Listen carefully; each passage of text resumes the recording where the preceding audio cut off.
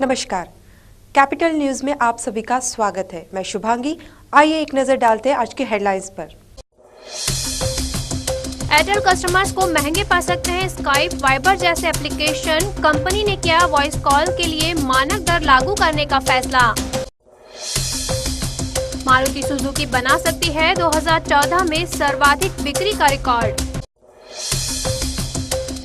और माइक्रोसॉफ्ट ने लॉन्च की विंडोज 2-in-1 मोबाइल और लैपटॉप दोनों की तरह किया जा सकेगा इस्तेमाल। अब खबरें विस्तार से। भारतीय एयरटेल कंपनी अब अपने ग्राहकों के लिए वीओआईपी के लिए न्यू प्लान शुरू कर रही है। एयरटेल कस्टमर्स को अब स्काइप पे, वाइबर और अन्य एप्लीकेशन के जरिए अपने मोबाइल डाटा पैक से कॉल करना बेहद महंगा पड़ेगा। कंपनी ने इंटरनेट पर वॉइस कॉल के लिए मानक दर लागू करने का फैसला किया। एयरटेल भारतीय वीओआईपी के लिए मानक दर लागू करने वाली पहली मोबाइल ऑपरेटर कंपनी है। वीओआईपी का शुल्क 4 पैसे प्रति 10 KB और 10 पैसे प्रति 10 KB होगा। एयरटेल कस्टमर्स अब स्काइप, वाइबर और अन्य एप्लीकेशन के जरिए अपने मोबाइल डाटा पैक से कॉल करने से पहले अब सोचेंगे, क्योंकि कंपनी ने इंटरनेट पर वॉइस कॉल के लिए अतिरिक्त शुल्क वसूलने का फैसला किया है। एयरटेल ने अपनी वेबसाइट पर साफ कहा है कि सभी इंटरनेट डाटा पैक या योजना का उपयोग सिर्फ अब इंटरनेट सर्फ करने के लिए है। इसमें वीओआईपी शामिल नहीं होगा। कंपनी का मानना है कि इन ऐप का इस्तेमाल कर कॉल करने के लिए कंपनी अब 2G सेवा पर 10,000 रुपए प्रति GB की दर से शुल्क वसूल करेगी। 3G सेवा के लिए यह शुल्क 4,000 रुपए प्रति GB होगा। देश में पहली बार ऐसा हुआ है कि किसी मोबाइल ऑपरेटर ने वीओआईपी के लिए अलग से शुल्क की घोषणा की है। एक अनुमान के अनुसार 1 GB डाटा में करीब 10 घंटे की कॉल की जा सकती है। वीडियो कॉल के मामले में यह समय और भी कम होगा। कंपनी 3G नेटवर्क के लिए 2G के मुकाबले आधे से कम अतिरिक्त शुल्क वसूलेगी। वहीं सूत्रों से यह भी जानकारी मिली है कि एयरटेल जल्द ही अपने कस्टमर्स के लिए एक नई स्कीम लाने की योजना कर रही है। इस स्कीम में एयरटेल वीओआईपी के लिए अलग से पैक लॉन्च करने की तैयारी में है। इस पैक के जरिए एयरटेल उपभोक्ता इंटरनेट कॉल्स की सुविधा को जारी रख सकेंगे। इस नए पैक में वीडियो चैट के लिए अलग से चार्ज नहीं किया जाएगा। देश की सबसे बड़ी कार कंपनी मारुति सुजुकी 2014 में बिक्री का रिकॉर्ड बनाने जा रही है। मारुति सुजुकी इंडिया को 11.48 यूनिट से अधिक की बिक्री की उम्मीद है। Parent company Suzuki motor Corp को गुजरात प्लांट का मालिकाना हक सौंपने पर माइनॉरिटी शेयर होल्डर्स के वोटिंग के मामले को लेकर Maruti Suzuki India company act के संशोधन की स्थिति स्पष्ट होने का इंतजार कर रही है। कंपनी के चेयरमैन RC भार्गव ने कहा, 2014 में हमारी बिक्री सबसे अधिक होने जा रही है। पूरे साल के दौरान हम करीब 11.48 लाख कारों का आंकड़ा छूने जा रहे हैं। कंपनी ने इससे पहले 2010 में शानदार बिक्री का रिकॉर्ड बनाया था। 2010 में कंपनी ने 10.6 लाख वाहनों की बिक्री की थी। मारुति स्विफ्ट और डिजायर समेत कई पॉपुलर मॉडल की बिक्री करती है। अप्रैल-नवंबर महीने में कंपनी की बाजार हिस्सेदारी 4.1% बढ़कर 44.8% हो गई। इसी अवधि में कंपनी की कुल बिक्री में 13.1% का इजाफा हुआ और यह पिछले साल की समान अवधि में 7,39,247 से बढ़कर 8,35,912 हो गया। इंडस्ट्री की स्लो ग्रोथ के बावजूद कंपनी की शानदार सेल्स ग्रोथ को लेकर MSI के एग्जीक्यूटिव डायरेक्टर RS कैसी ने कहा, साल के दौरान हमारे सभी मॉडलों की बिक्री जबरदस्त रही। अन्य कंपनियों के मुकाबले हम नए मॉडल्स की लॉन्चिंग की मदद से ग्रोथ टारगेट को पाने में सफल रहे हैं। उन्होंने कहा कि ग्रामीण बाजार की ग्रोथ जारी है, जबकि शहरी बाजार पिछले कुछ सालों की मंदी से उबरकर वापस ग्रोथ की पटरी पर आ चुका है। एक्साइज ड्यूटी में बढ़ोतरी से ऑटोमोबाइल इंडस्ट्री पर पड़ने वाले प्रभाव के बारे में पूछे जाने पर भार्गव ने कहा, यह ऑटो इंडस्ट्री को पटरी से उतार सकता है। अगर इसे 31 दिसंबर से आगे जारी नहीं रखा जाता है तो कीमतों में 4% से अधिक की वृद्धि होगी और फिर हमें इसका बोझ कंज्यूमर्स के माथे पर डालना होगा। अगर छूट जारी रहती है तो हम इसका फायदा कंज्यूमर्स को देते रहेंगे। सुस्त डिमांड से जूझ रही ऑटोमोबाइल इंडस्ट्री को राहत देने के लिए यूपीए सरकार ने फरवरी के अंतरिम बजट में कारों, SUV और 2 पहिया वाहनों पर लगने वाले एक्साइज ड्यूटी में कटौती की थी। जून में केंद्र की नई सरकार ने एक्साइज ड्यूटी पर मिल रही छूट में 6 महीने की वृद्धि कर दी थी। यूपीए सरकार ने छोटी कारों, स्कूटर्स, मोटरसाइकिल और सीवी पर लगने वाले एक्साइज ड्यूटी को 12% से घटाकर 8% कर दिया था। वही एसयूवी पर इसे 30% से घटाकर 24% कर दिया गया था। 2-in-1 नई दिल्ली। प्रौद्योगिकी कंपनी माइक्रोसॉफ्ट ने विंडोज की लॉन्च की, जिसका इस्तेमाल मोबाइल व लैपटॉप दोनों की तरह किया जा सकता है। विंडोज 2-in-1 की शुरुआती कीमत 9,999 रुपए है। माइक्रोसॉफ्ट कॉर्पोरेशन इंडिया के निदेशक कारोबार विंडोज 2-in-1 उपभोक्ताओं को पीसी की दक्षता तथा टैबलेट की मोबिलिटी एक ही उपकरण में उपलब्ध कराता है। उन्हें बताया कि डेल, एचपी, एसर, लेनोवो सहित अनेक अंतर्राष्ट्रीय व घरेलू कंपनियां विंडोज 2-in-1 आधारित उत्पाद बेचेंगी। बैंकिंग क्षेत्र की अपनी योजना पर आगे बढ़ते हुए अनिल अंबानी समूह की कंपनी रिलायंस कैपिटल ने आज जापान के सुमितोमो मित्सुई ट्रस्ट बैंक को रणनीतिक भागीदार बनाया है।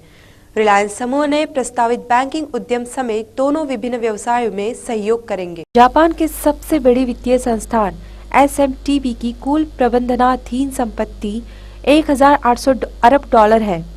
दोनों कंपनियों के बीच व्यापक दीर्घकालिक रणनीतिक गठजोड़ की शुरुआत के तौर पर Sumitomo Mitsui trust bank 371 crore रुपए में रिलायंस कैपिटल की 2.77% हिस्सेदारी लेगा।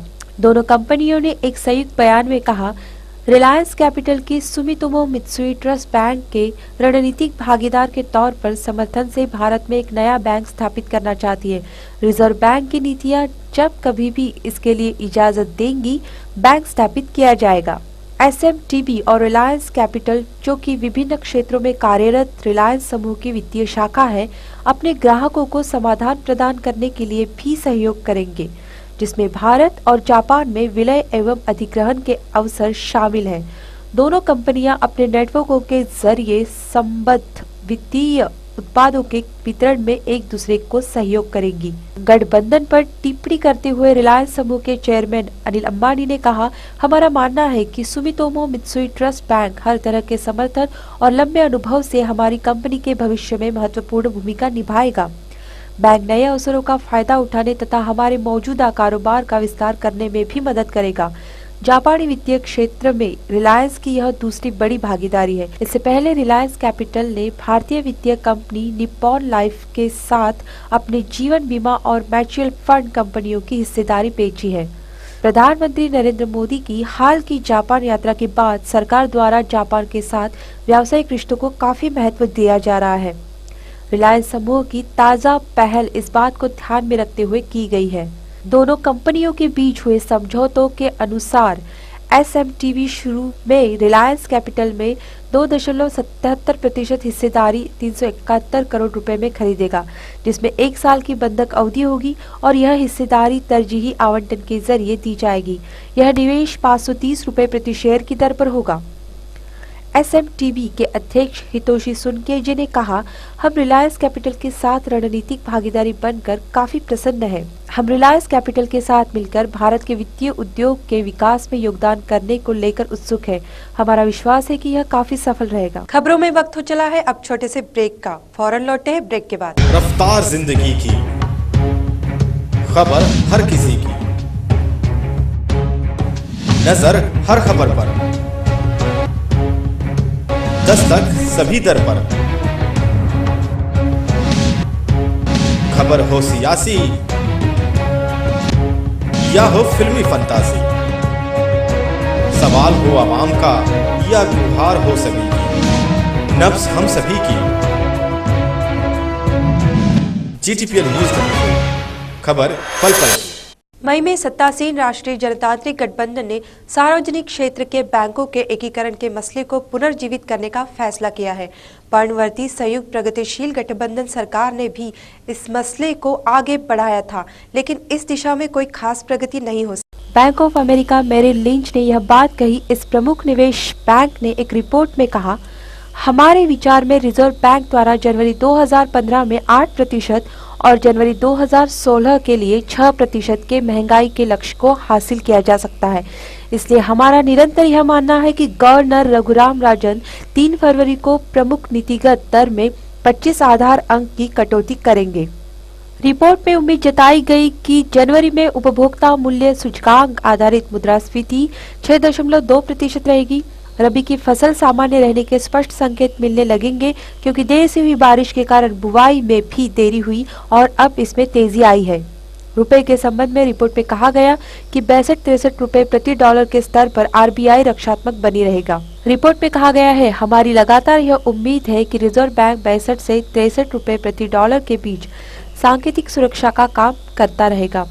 इसके लिए वह 50 करोड़ से लेकर 1 अरब डॉलर तक बाजार में बेच सकता है और यह बैंक कर रहा है। बड़े पैमाने पर जब रुपया 65 तक गिरेगा तभी हम 15 अरब डॉलर का पूर्ण हस्तक्षेप बाजार में देख सकते हैं। आइए नजर डालते हैं आज के शेयर मार्केट पर। बाजार में बढ़त का सिलसिला जारी है। हालांकि शुरुआत बढ़त कुछ कम हो गई है, लेकिन सेंसेक्स निफ्टी अभी भी 0.7% से ज्यादा की तेजी के साथ कारोबार कर रहे हैं। मिड कैप शेयरों में 1% से ज्यादा का उछाल है और स्मॉल कैप शेयरों में भी अच्छी बढ़त के साथ कारोबार कर रहे हैं।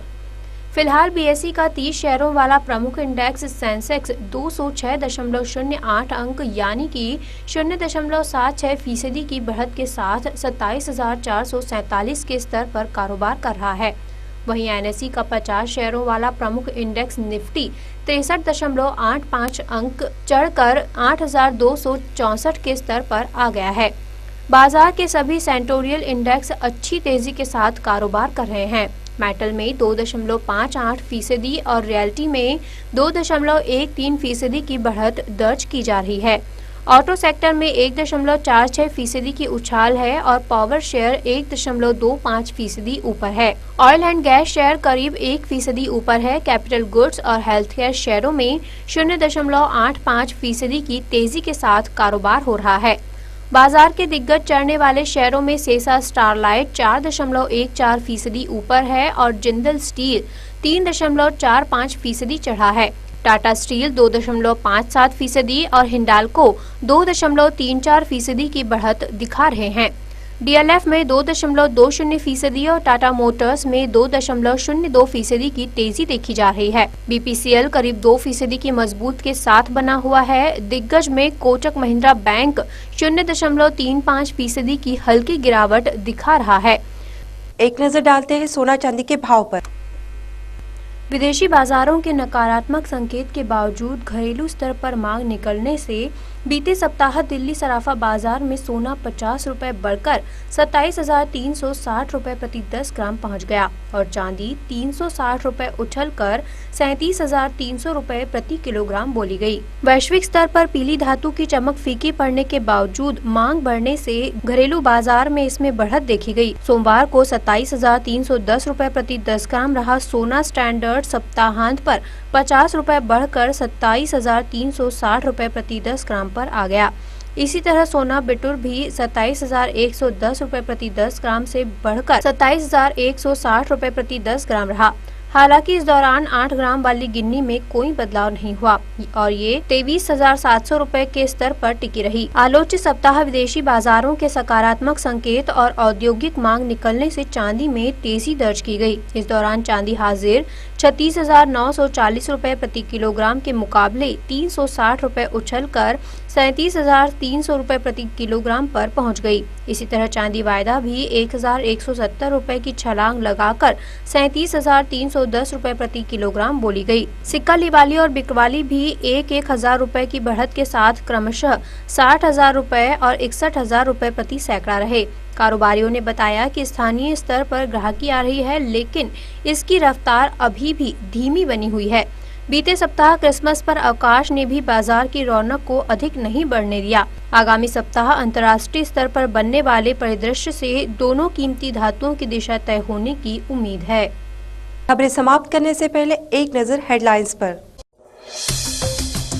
एयरटेल कस्टमर्स को महंगे पा सकते हैं स्काइप वाइबर जैसे एप्लीकेशन। कंपनी ने किया वॉइस कॉल के लिए मानक दर लागू करने का फैसला। मारुति सुजुकी बना सकती है 2014 में सर्वाधिक बिक्री का रिकॉर्ड। और माइक्रोसॉफ्ट ने लॉन्च की विंडोज 2-in-1 मोबाइल और लैपटॉप दोनों की तरह किया जा सकेगा इस्तेमाल। खबरों में फिलहाल इतना ही। आप देखते रहिए GTPL न्यूज़ 24। नमस्कार।